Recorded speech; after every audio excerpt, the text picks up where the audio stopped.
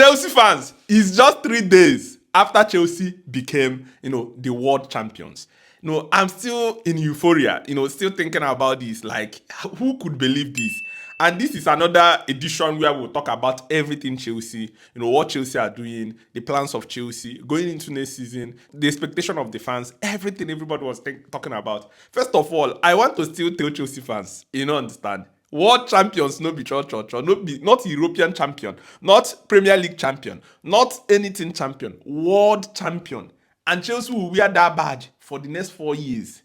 This is to show you the importance of what Chelsea won. Not just 1 year, not half year, not 2 years, 4 good years. And Chelsea became the first club in history to win this new format of Club World Cup. Remember, FIFA are trying to rename the other competition that clubs used to win as intercontinental competition. So what Chelsea won now is Club World Cup. Other clubs have what they call intercontinental competition. And for Club World Cup to be played like World Cup every 4 years, that is massive. This is a huge feat. Let's start with Chelsea front shirt sponsor. Before now, when I say that Oduboli and Bali are really good business guys, like they are too good. They are very, very good. They know what they're doing. They were offered, 40 million per year to sign a good deal, to sign a front shirt sponsor. They decided to wait when Chelsea were struggling. Almost everybody was backing out. In Qatar Airways, Riyadh Air, some of them, they backed out. But right now, Chelsea owners are demanding for a minimum of 100 million. Minimum. Because Chelsea are now like returning to the pinnacle of football, returning to the top, and it is well deserved.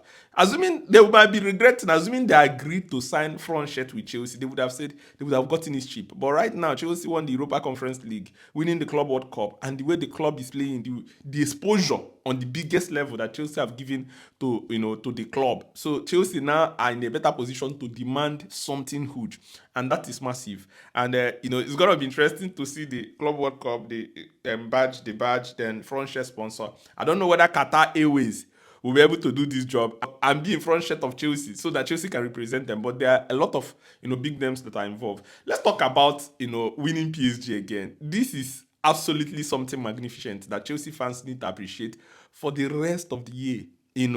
It's not easy. Now I'm seeing people are saying, oh, Chelsea fans are just making noise so much. But everybody wrote Chelsea off. Everybody said that it's going to be an easy win for PSG. Everybody said that Chelsea could not be able to even, scratch PSG, let alone doing anything. But why are they crying now that Chelsea have decided to make it? The noise will still be bigger. Because when the Premier League starts, people have to now understand the magnitude of what Chelsea have won, and that is massive. Going into the next season, I started seeing after winning the Club World Cup, I started seeing some big accounts again, on Twitter, start saying that Chelsea, that let this win not, blindfold anybody. Chelsea should go out there and sign Marquis signings. I want to make this clear to Chelsea fans. Football is not just all about big names. Projects, you need to find people that fit your project. It's just like somebody that is trying to marry. You are only focused on, beautiful girl with big bum bum. You don't understand. You have to focus on the thing, the alignment with your goals, alignment with your project. Yes, if there are some big names that are aligned and the club feel like they can sanction the deal, fine. But if the club is not going that way, now you've moved the needle again, or moved the goalpost from, these young players cannot win anything. They have won 2 trophies now. You have not moved again and now start saying, let them sign established players that will do this one, that help win the Premier League. Who told you that this squad cannot win the Premier League? Who told you that this squad cannot be able to do something big on a bigger occasion? You think winning PSG is a joke? You think, Chelsea have been underrated in this competition from beginning to end. They win Palmeiras, they say it's a weak side. They win Fluminense, they say it's a weak side. Fluminense defeated Inter Milan and defeated that Hilal that knocked Manchester City out. Nobody wants to talk about that. So right now, I don't see the cry of Chelsea fans always, looking for the shiny toy. You should be more interested in holistic approach of this project. Project that is not built on one player. Project that is not built on one super signing that you would think whenever he coughs, the manager shakes. Project that was built on the idea of the manager. Now people are still pushing, sign this player, do this. That is not going to happen. That is not going to happen. Because all this talk started when Chelsea was linked with Jorrel Hato. Jorrel Hato is a good player. Let's talk about him for a minute. Do you know that this guy is 17 years and have reached 100 caps for Ajax? He is the fastest player on earth, or fastest young player to reach that number of caps.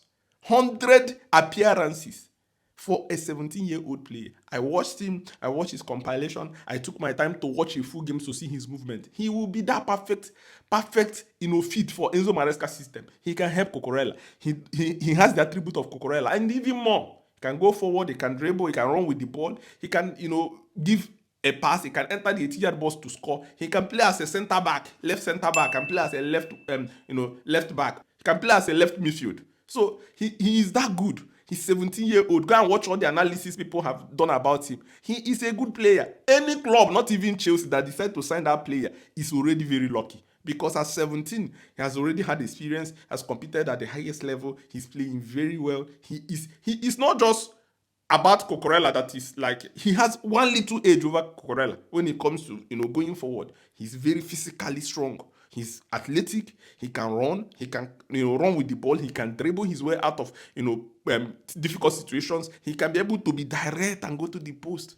So if Chelsea are saying Hato is the future, why are Chelsea fans complaining? Oh, go and sign a Makwi signing. Haven't you seen what Makwi signing is doing in other clubs? Haven't you seen how other clubs are struggling? Don't you see that a lot of clubs are now going this Totboli way? Even PSG are going that way. They are no longer interested in signing older guys before they signed Messi, Neymar. They had, Mbappe is a young player. They had all those kind of... They removed all of them and replaced them with Bakola, Due, them young guys. Newcastle are doing that exactly now. They're looking for Elanga. They signed Elanga. They're looking for Ekitike. They're removing long staff. They're trying to reduce, the age, so that we can have a longer period to dominate with a young side. So it is something that Chelsea fans should appreciate. Sterling was signed, Koulibaly was signed, Aubameyang was signed. All this, did they play even this brand of football that Chelsea are playing now? Let's be honest with ourselves. So don't worry. For me, my job is to always believe in the director. I've been believing in this project, but now my belief have skyrocketed. Whatever Enzo Maresca says, this is what I need, give it to him. If he says Jorrel Hato, give it to him. When he said he wants younger players because they'll be open-minded, fine and good. Give it to him. So don't be in a position to dictate the club. Go and sign Osimhen. That's what I feel. Then, secondly, Chelsea are planning to sell Nicholas Jackson. A lot of clubs are interested in buying Nicholas Jackson. And for Chelsea to say Nicholas Jackson is worth 100 million is a very funny one for me. But then, I understand. I know that Chelsea want to place the bar very high, so they don't place this low, so that the opening bid will not start from like 20 million. Because if you check in the market right now, the striker market is so dry. In fact, I am giving Chelsea directors the full credit for trying and sealing up the João Pedro deal as quickly as possible. Look at what is happening in striker market. Liverpool wanted Isak. Newcastle don't want to sell Isak. Newcastle go for Ekitike. Liverpool are looking for Ekitike. Chelsea, we are interested in Ekitike before. Then there is there's Votemade. Votemade, Bayern Munich are trying to secure his deal. Shesko, Leipzig are looking for 92 million. Even Ekitike is around 100 million. So you can see striker market is difficult. And a lot of teams are looking for striker. That is just the truth. A lot of clubs are searching for striker they can't even find. So for Chelsea to secure João Pedro and the lap with the speed at which they secure, because Manchester United was very close to securing the lap. This is right now, Manchester United cannot be able to find another striker that is cheaper. Chelsea quickly secured the lap and, João Pedro. That move was exquisite and that move was so important. These two players, now Chelsea can relax and wait to sell Jackson and try to find an alternative. But Chelsea have done a good business and addressing the critical area of the pitch. And this is very, very well, very, very good. So if Manchester United has predicted or as reported on the media is interested in signing Nicholas Jackson, to be honest, I don't see them paying 100 million. But there could be other clubs that could be able to pay that. AC Milan are looking for a striker. AC Milan, sent back, Abraham. Abraham is now in Besiktas. They priced Nicholas Jackson for 42 million. Chelsea said no chance. 60 million and above. That's what Chelsea wants for Nicholas Jackson. And for me, that is fair.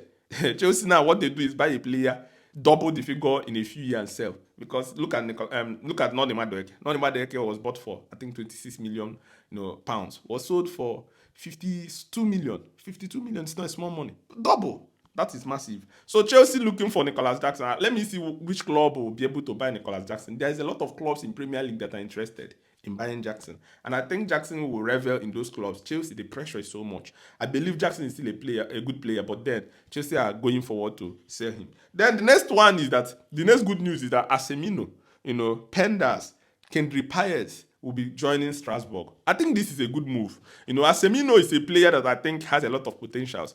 Paez, we know what he has done in the South American League. We know what he can be able to do. So going to Strasbourg, we actually have Liam Roseno, that is very, very good. That is also good in developing players. He's a perfect player. See, now that you're seeing the impact or the good reward of having two clubs.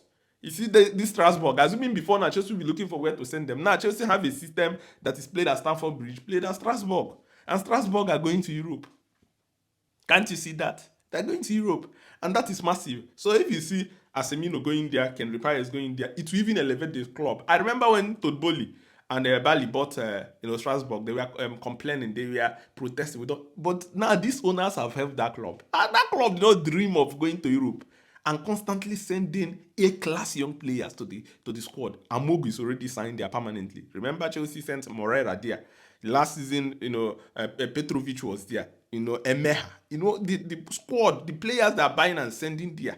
And now sending Aselmini, sending Paez, sending Penders, top quality young players there. It's going to be an interesting one with Amougou that is already signed. They're going to be able to develop there and hope they can be able to return to Chelsea. It looks as if Santos is not going back there. Santos will remain with Chelsea. And then the next one, Broja. Armando Broja is attracting interest from Stuttgart as a replacement to Niki Votemade. So Chelsea will be praying. Chelsea fans should be praying. Let this go through, because a lot of Chelsea fans are seeing, Broja, seeing Fofana, seeing all these players. They're already tired. So that is just reality. If he can be able to sign for them, Chelsea will be able to reduce the wage, because all through the sent him at Everton, it didn't work out. Send him at this club, it didn't work out. Fight for his position at Chelsea, it didn't work out. Injury just ravaged him, and right now his career is on the downward trails. Now he needs to have a revive. So going to Stuttgart on a permanent basis could be a masterclass. Chelsea have sold Noni Madueke, Chelsea are looking forward to selling Jaffelis, selling Sterling, Chilwell, that role for Fofana, all those players, Viega. Like Viega could have been the player to compete with Marco Corella. But to be honest, Jorrel Hato is way, higher level than Viega. Viega does not have speed. It doesn't have the flexibility in movement. He's a central defender. I don't think he can be able to play left back. He can't go forward. He can't run back. It's difficult for him. Jorrel Hato is better. And Viega is now a player Chelsea are looking forward to selling at least 20 million.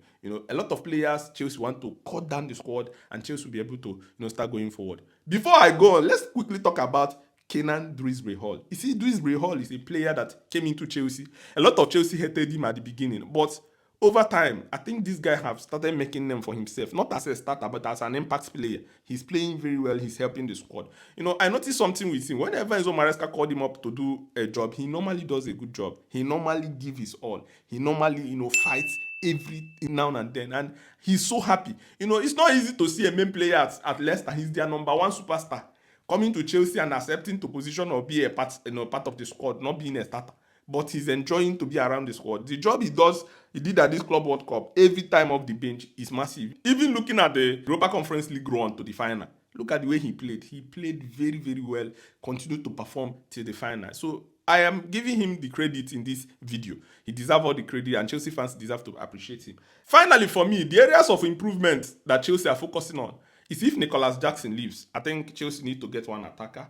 There's already a exciting one of Chelsea, Gittins. I think that's an exciting signing. Chelsea need to get an attacker and then a defender in Jorrel Hato. I think Jorrel Hato is a defender Chelsea will be able to focus on, because if Fofana comes back, the way Chalobah have developed, Cowell is there, Tosin is there, I don't think Chelsea will be going for another central defender. And there is Badia Shade that have already said that he wants to remain at the club, that he enjoyed staying at Chelsea, doesn't want to leave. So I think the casualty here will be Disasi. So I think the club will not look for a central defender. And for goalkeeping position, it looks as if Chelsea have slowed down the talk of a goalkeeper and now focused on developing and working with Sanchez. To be honest, Chelsea did a lot of good jobs earlier.